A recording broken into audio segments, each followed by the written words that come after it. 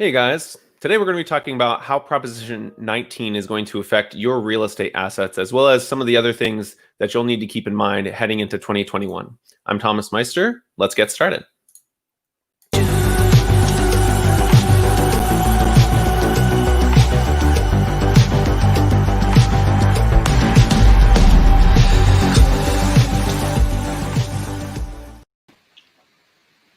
Hey everybody, Bree, Jordan, how are you guys? Good. Hey, Good. go Glad we could all be here today. Tom, thanks for kicking this off. So, as a lot of you know, or may or may not know, Prop 19 recently passed here in California, and it is going to have an impact on real estate in some good ways and some challenging ways. And so, today we have Bree Hughes with Douglas Elliman, one of the top real estate agents in our Orange County market, and Jordan Bashan with Life Steps, one of the top financial planners in the market as well. And so, enjoy having both of you on, mainly to understand more about Prop 19, how that's going to impact real estate, how that may impact our financial space. So just to give everyone kind of a brief overview, Prop 19 is going to affect investment properties and potential second homes and even some primary residences if someone's over 55 and planning on transitioning those to their heirs, right, through inheritance or any sort of generational wealth planning. Essentially, there'll be a reassessment of the taxable value of that home, depending upon the difference there, and I'll let these guys talk more about it. But that could increase the taxes, the property taxes that the person inheriting the property may pay. There'll also be some upside to people who may be buying homes and maybe able to transfer those tax bases. So, Jordan, maybe if you couldn't mind, talk a little bit more about kind of how Prop 19 may impact some people negatively and how they can maybe plan for that or what they should do to think through that. Yeah, sure. Thank you. So, prior to Prop 19, you were able to, a parent was able to transfer a property to their kids, and it didn't matter what the assessed value was. As long as it's their primary home, the child could take that older assessed value, and really in terms of the property taxes, they could keep that lower value, which would be fantastic. Then in terms of the vacation homes, they were able to pass those along as well, as long as the value, the assessed value, was under $1 million. Now, with the new Prop 19 taking effect, the primary home can only has to be a primary home and moved into within 12 months. And so one of the children would have to move into that home, and the assessed value, or actually the value, can only be $1 million more than the assessed value, or it would be up for a partial reassessment. And then when it comes to the vacation homes, those will no longer be able to pass on that lower assessed value. And so the problem is property taxes for a lot of these people could go up. And so the question is, what do you do? Well, there's a lot of things you could do. First thing is talk to your professionals, your advisors. Really, an estate attorney would be fantastic to talk to, because there are certain ways that I've seen that where an individual can potentially have a property gifted or potentially have an entity set up, such as an LLC. So there are things you can do, but really the main thing is start having those conversations. You need to plan properly so that, the next thing you know, you're not receiving this property and you say, okay, what am I going to do now? Because your assessed value is going to probably be reassessed and go up. Yeah, so I think the long version or the short version of that might be, if you have real estate and you may be impacted by this, just reach out to estate planning attorneys, financial planners, real estate professionals, mortgage advisors, and just make sure to plan through that. Bree, how will it help into a positive? How can people, transfer tax bases if they're moving? Yeah, so it's not all doom and gloom. There are certainly aspects of this Prop 19 going into effect that are going to be really positive for the marketplace. And we've been in this constant issue of no inventory in the market for the past year, and hopefully what this is going to do specifically for homeowners that are 55 or older that have historically not had a ton of options. They could only transfer their tax base once in their life. Now they'll be able to transfer their tax base 3 times, and they can also move up in price point. So what that's going to do, hopefully, is just cause some movement in the market and create some additional inventory in our low inventory market. So there are going to be some positives coming out of this for sure.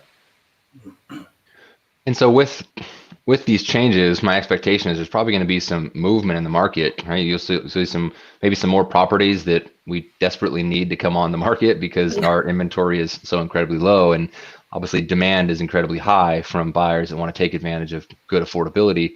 What impact do you see? And I'm not asking you to get your crystal ball out here, but what impact do you see this having on the real estate community and maybe the real estate values as a whole over the next coming years? Yeah, so I mean, if I had to guess my crystal ball, I think things are going to continue to be very strong. We've sort of had this mismatch of supply and demand. So if anything, what would be great to see would be an uptick in inventory so that we have a little bit of leveling out and a little more opportunities for buyers to have more choices when they're purchasing homes. I don't see it tremendously impacting prices, this at least in the near term, just because, like you said, we demand is still so high and it's outpacing supply. So I think if anything, we might move to more of a healthy balance market with some options for buyers in the marketplace. Yeah, that'd be great. I'll share something here that I think will give some of our viewers some insight as to what we can potentially expect. Can you guys see my screen here? Yeah. So this is the Fannie Mae housing forecast as of last month, and it'll show all the home starts, kind of expectation of home price values. But the thing that everyone should be aware of here is just the average 30-year fixed mortgage rate, right now hovering right around 2.8%, and you can see that should hold steady all through next year, and maybe like a 0.1% uptick all through 2022. The Fed has stated multiple times that they're planning on continuing to kind of buy treasuries, keep interest rates low, especially to pull us out of what we know has been somewhat of a challenging recession over the last couple quarters. But this impact is going to show really in our appreciation over the next year to 5 years. What you can see here is Orange County kind of real estate report card. Median home price right now is around $808,000. Expectation is that over the next 12 months, we'll see about a 7.36% increase in home values. And that's in large part due to, as Bree said, a heavy supply of demand and a limited supply of inventory. You can see here the homes for sale are down 38% year over year from last year, and month over month down 5%. And it's just with rates that are 2.75% and sometimes even lower, the affordability you can see here has been rising all the way since 2018. Right, so at the end of 2018, mortgage rates actually hit close to 5%, which freaked everybody out, which still historically is a pretty good interest rate. Over the last 2 years, rates have continued to drop. So our affordability today is similar to what it was back in 2013 because of where rates are.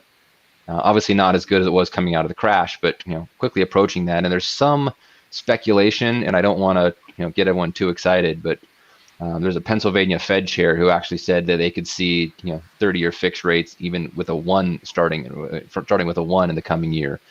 So that would mean inventory would be even less because those homes would be bought even faster. Demand would be that much higher.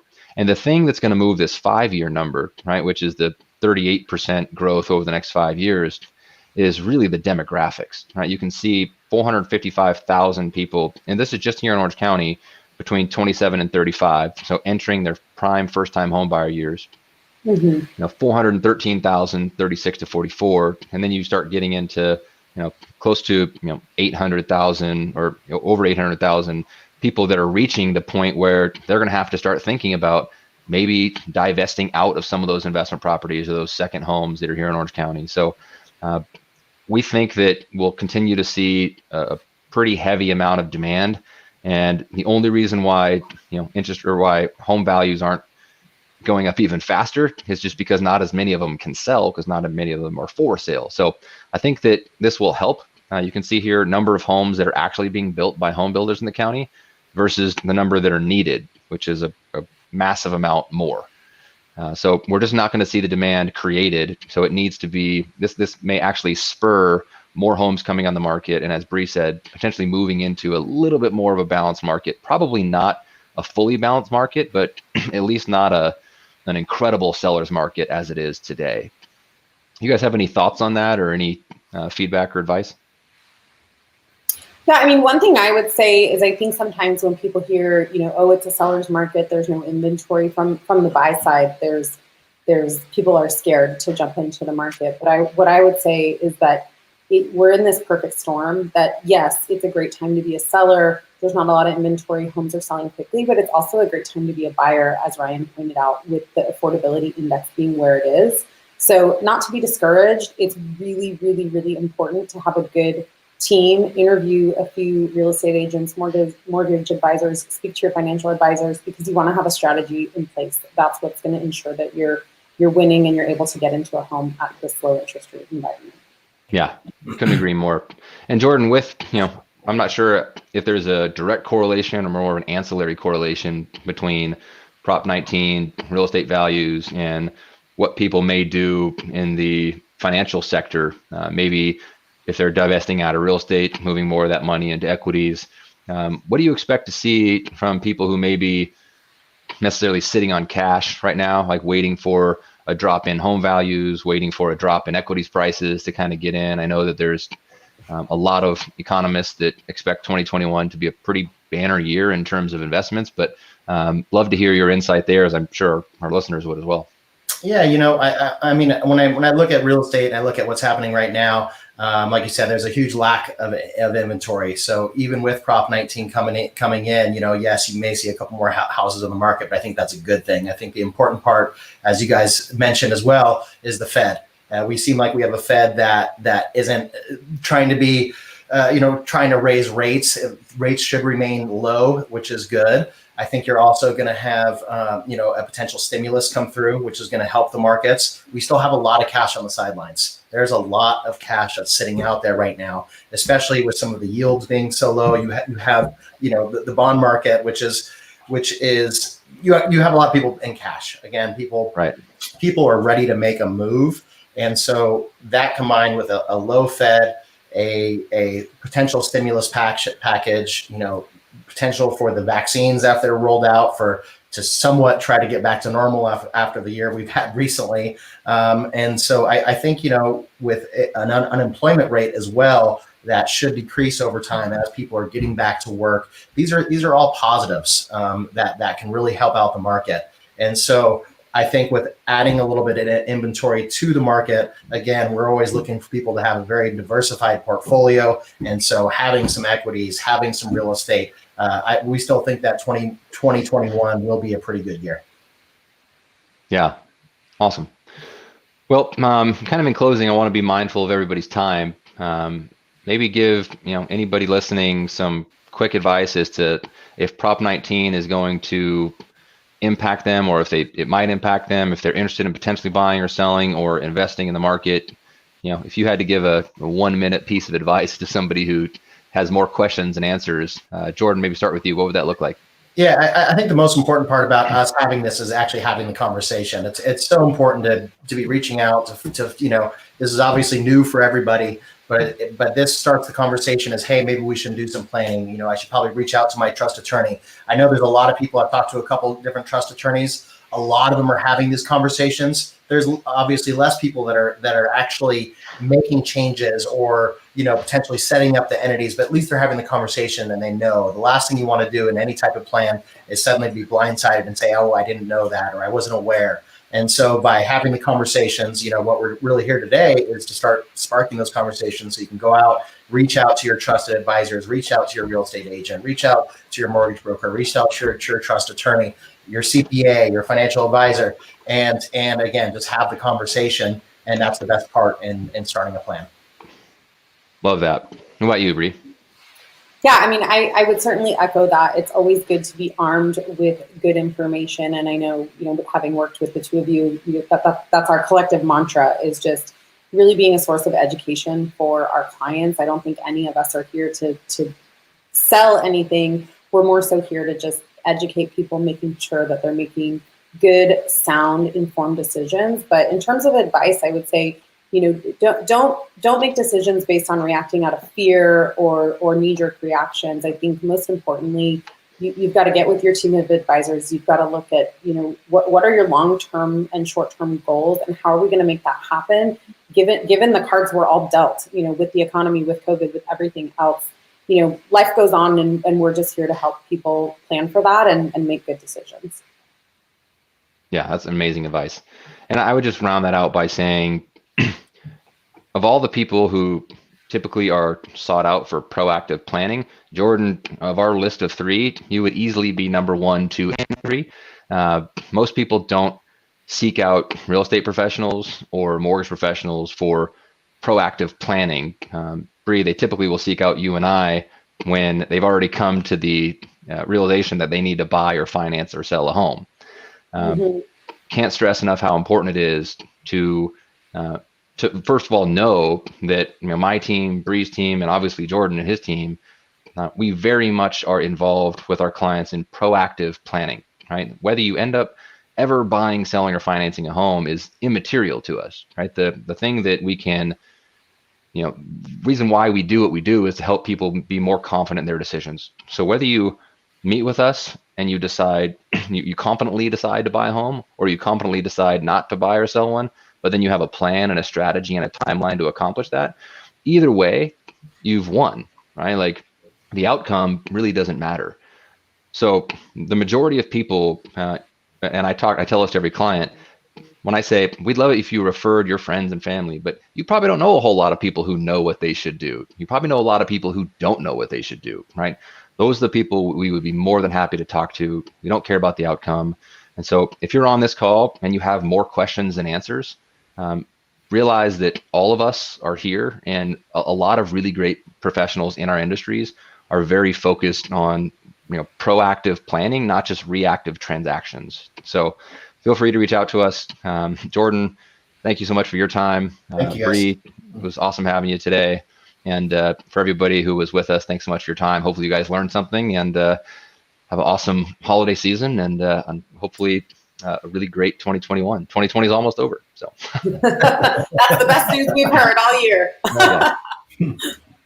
All right, guys. Thanks for your time. Thank you. Thank you, guys. Talk to you. Thank you. See you later.